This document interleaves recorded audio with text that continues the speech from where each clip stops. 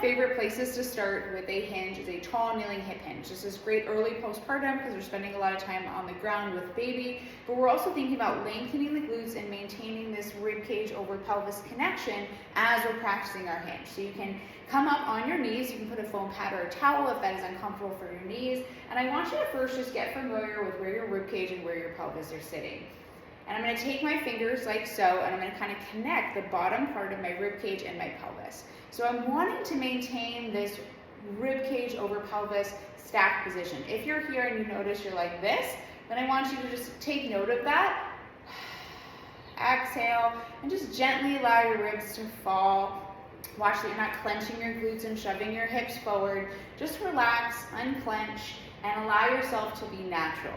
Maintaining this position, I'm going to think about sending my booty back towards my heels. I'm keeping my hands on my ribcage and pelvis because as I go back, if I notice that I flare or tuck or arch through my low back, I'm going to feel movement at my hands. So I sometimes even take my hands and kind of move my cheeks aside so I can kind of feel like I can breathe back there into the butt. And I'm going to think about sending the booty back.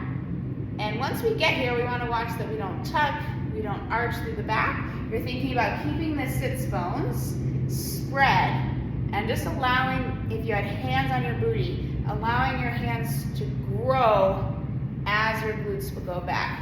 Maintaining that ribs over pelvis connection, going back and then coming up. I'm not shoving my hips forward, I'm just allowing them to come down and up. So this is your tall kneeling hip hinge, a place we can start postpartum as we relearn the hinge movement. Down,